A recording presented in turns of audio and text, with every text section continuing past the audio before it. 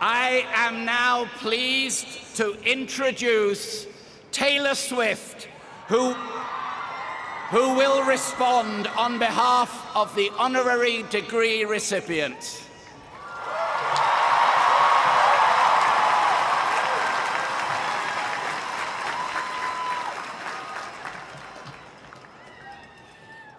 Hi, I'm Taylor.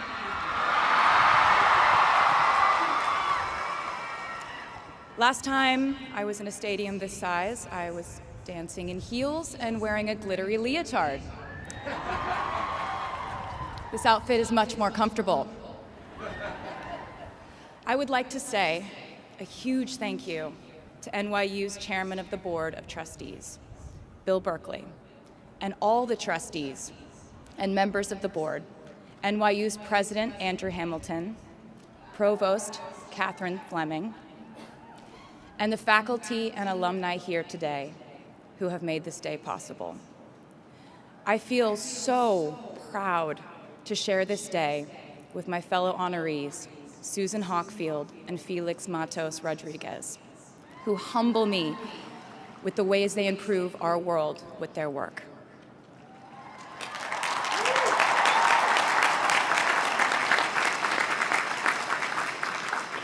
As for me, I'm 90% sure the main reason I'm here is because I have a song called 22.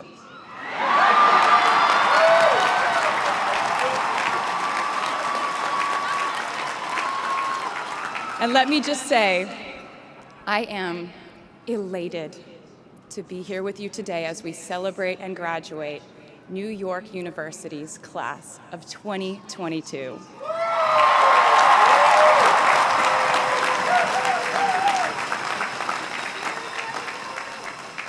Not a single one of us here today has done it alone.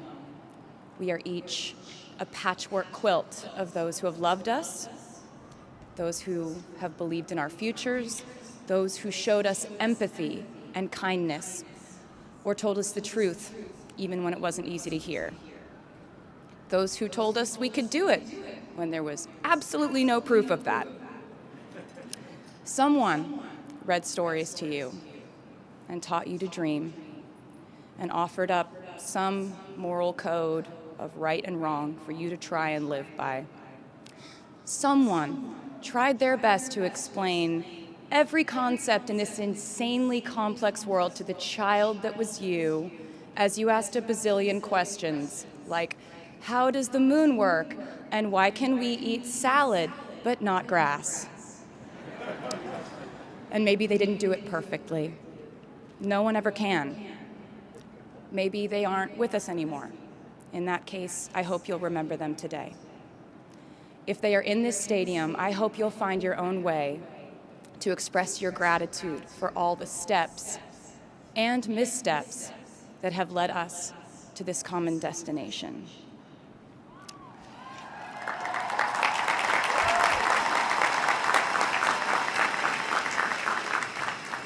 I know that words are supposed to be my thing, but I will never be able to find the words to thank my mom and dad, my brother Austin, for the sacrifices they made every day so I could go from singing in coffee houses to standing up here with you all today, because no words would ever be enough.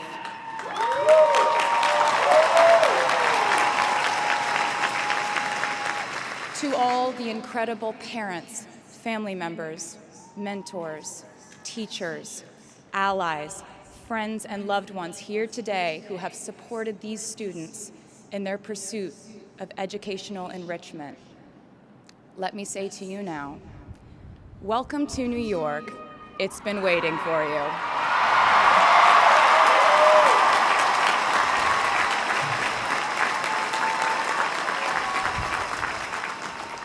I'd like to thank NYU for making me, technically, on paper at least, a doctor.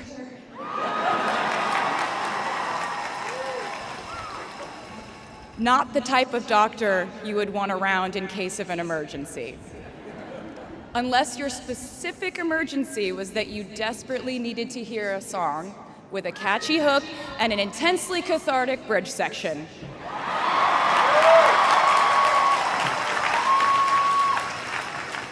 Or if your emergency was that you needed a person who can name over 50 breeds of cats in 1 minute.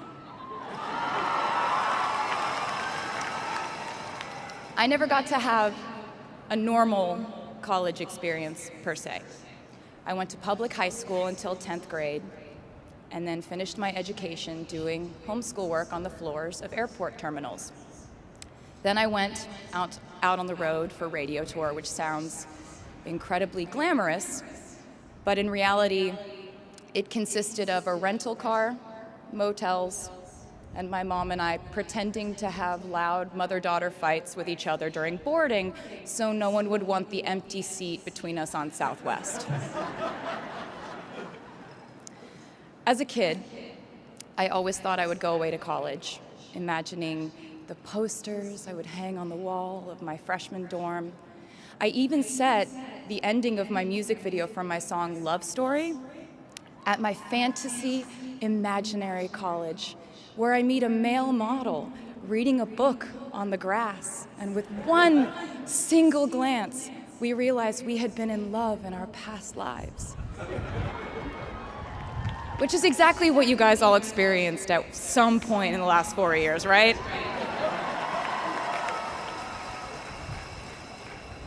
But I really can't complain about not having a normal college experience to you, because you went to NYU during a global pandemic, being essentially locked into your dorms and having to do classes over Zoom.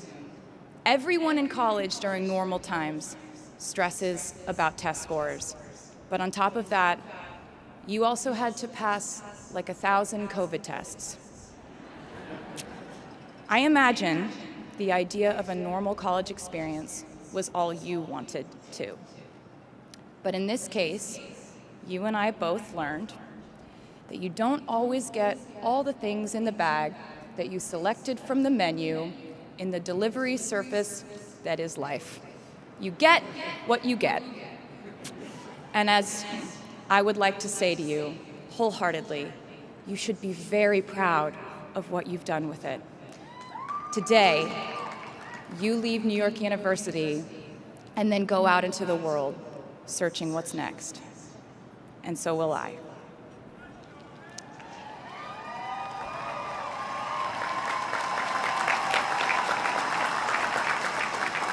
So as a rule, I try not to give anyone unsolicited advice unless they ask for it.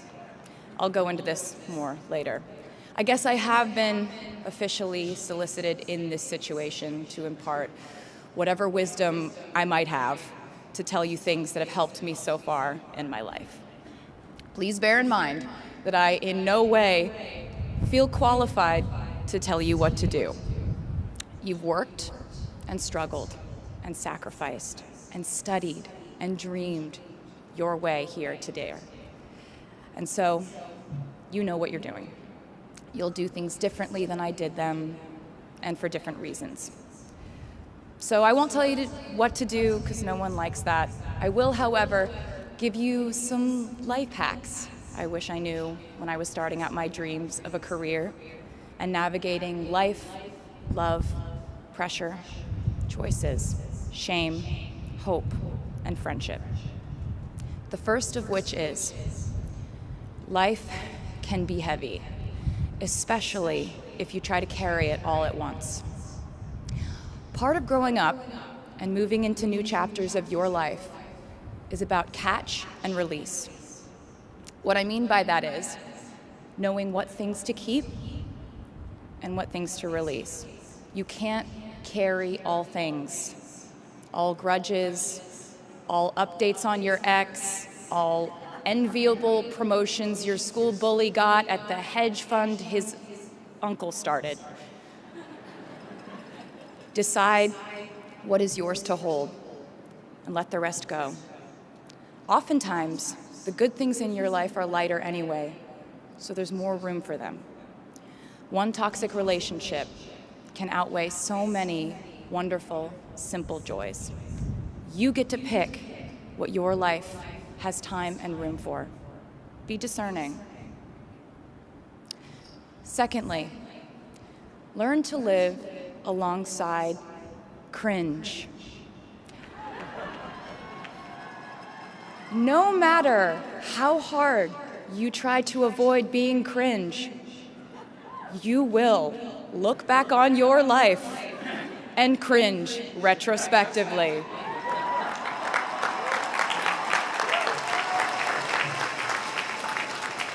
Cringe is unavoidable over a lifetime. Even the term cringe might someday be deemed cringe. I promise you, you're probably doing or wearing something right now that you will look back on later and find revolting and hilarious. You can't avoid it, so don't try to. For example, I had a phase where, for the entirety of 2012, I dressed like a 1950s housewife. But you know what? I was having fun. Trends and phases are fun. Looking back and laughing is fun. And while we're talking about things that make us squirm but really shouldn't, I'd like to say I'm a big advocate for not hiding your enthusiasm for things.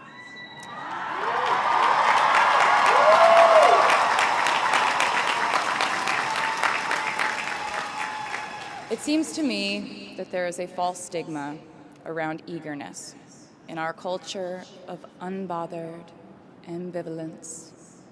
This outlook perpetuates the idea that it's not cool to want it, that people who don't try are fundamentally more chic than people who do. And I wouldn't know because I've been a lot of things, but I've never been an expert on chic, but I'm the one who's up here, so you have to listen to me when I say this. Never be ashamed of trying. Effortlessness is a myth. The people who wanted it the least were the ones I wanted to date and be friends with in high school.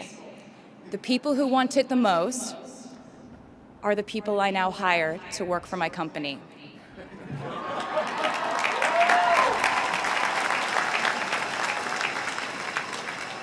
I started writing songs when I was 12, and since then, it's been the compass guiding my life, and in turn, my life guided my writing. Everything I do is just an extension of my writing, whether it's directing videos or a short film, creating the visuals for a tour, or standing on a stage performing. Everything is connected by my love of the craft, the thrill of working through ideas and narrowing them down and polishing it all up in the end, editing, waking up in the middle of the night, throwing out the old idea because you just thought of a newer, better one, or a plot device that ties the whole thing together.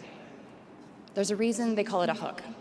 Sometimes a string of words just ensnares me, and I can't focus on anything until it's been recorded or written down.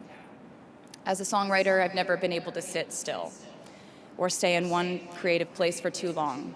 I've made and released 11 albums, and in the process, I've switched genre from country to pop to alternative to folk.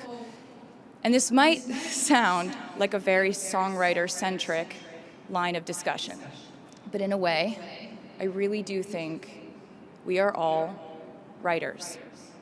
And most of us write in a different voice for different situations. You write differently in your Instagram stories than you do your senior thesis. You send a different type of email to your boss than you do your best friend from home.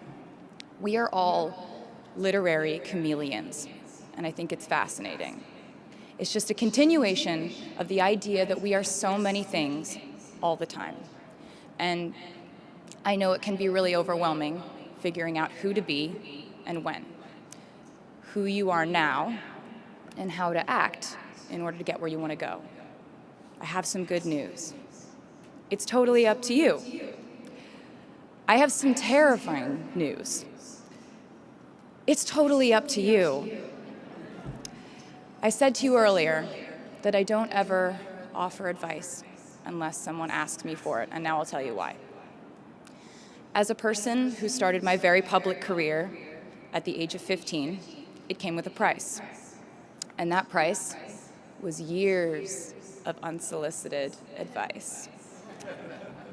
Being the youngest person in every room for over a decade meant that I was constantly being issued warnings from older members of the music industry, media, interviewers, executives, and this advice often presented itself as thinly veiled warnings.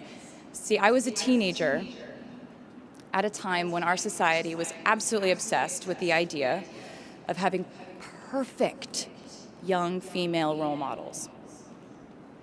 It felt like every interview I did included slight barbs by the interviewer about me one day running off the rails.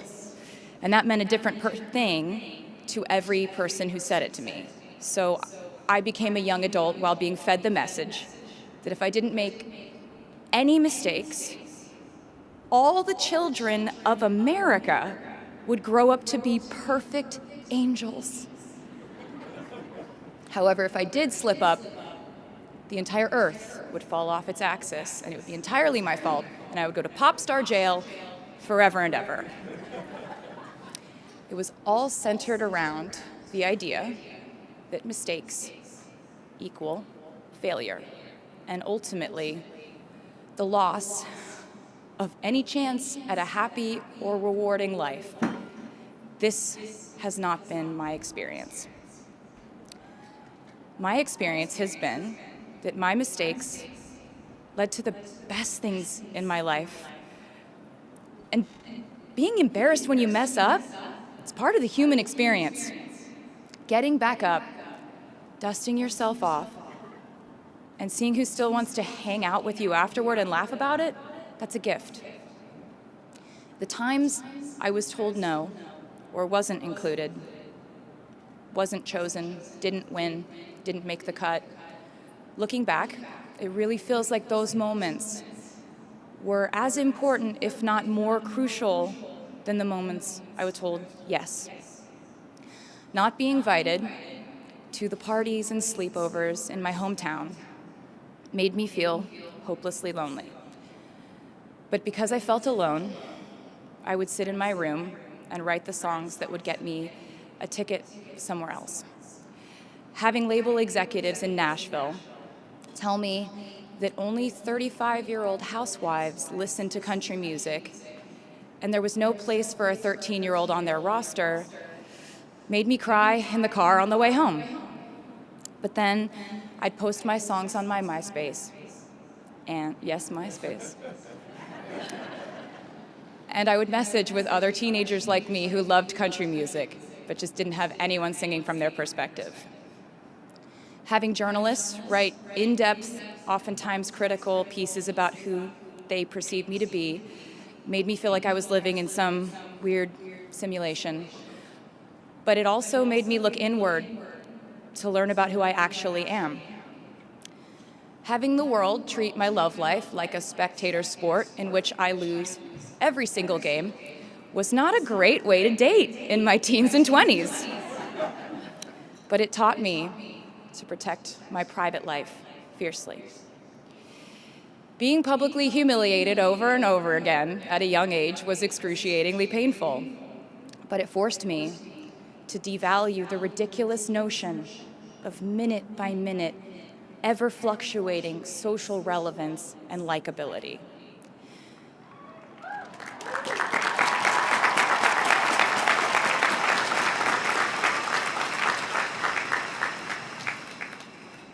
Getting canceled on the internet and nearly losing my career gave me an excellent knowledge of all the types of wine.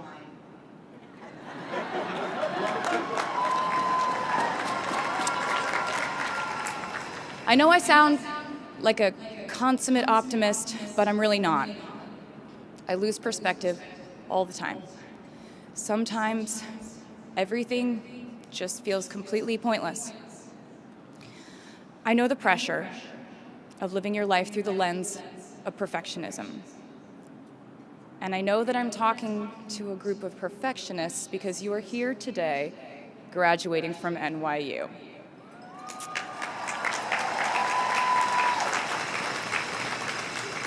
So this might be hard for you to hear. In your life, you will inevitably misspeak, trust the wrong person, underreact, overreact, hurt the people who didn't deserve it, overthink, not think at all, self-sabotage, create a reality where only your experience exists, ruin perfectly good moments for yourself and others, deny any wrongdoing, not take the steps to make it right, feel very guilty, let the guilt eat at you, hit rock bottom, finally address the pain you caused, try to do better next time, rinse, repeat.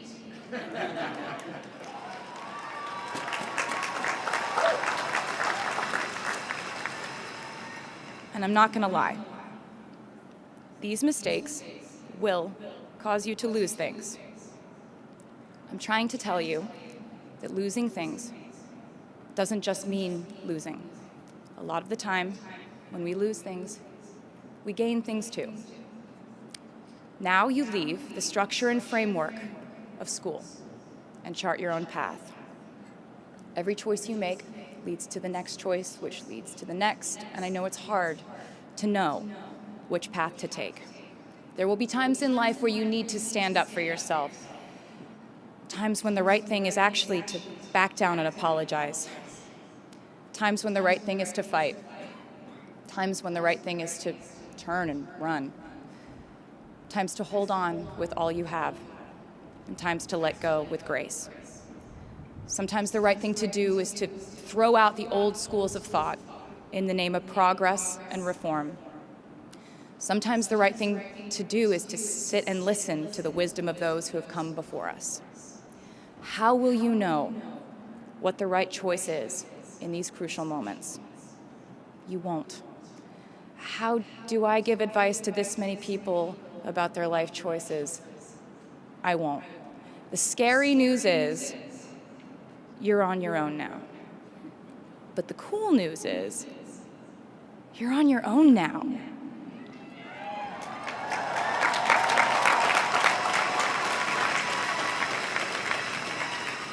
I leave you with this.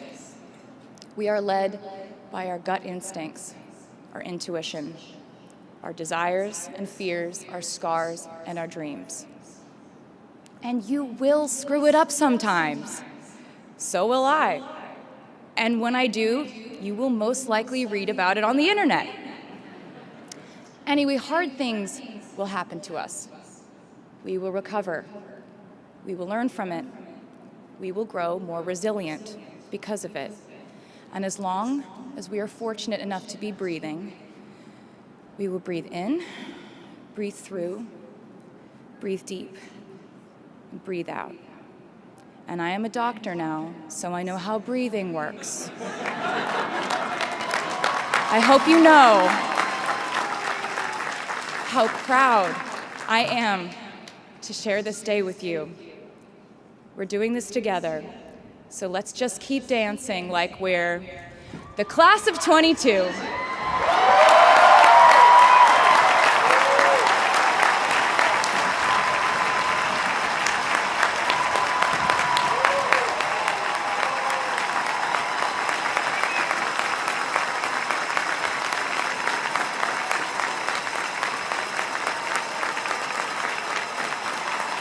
Please welcome the Steinhardt Singers with a tribute to New York City.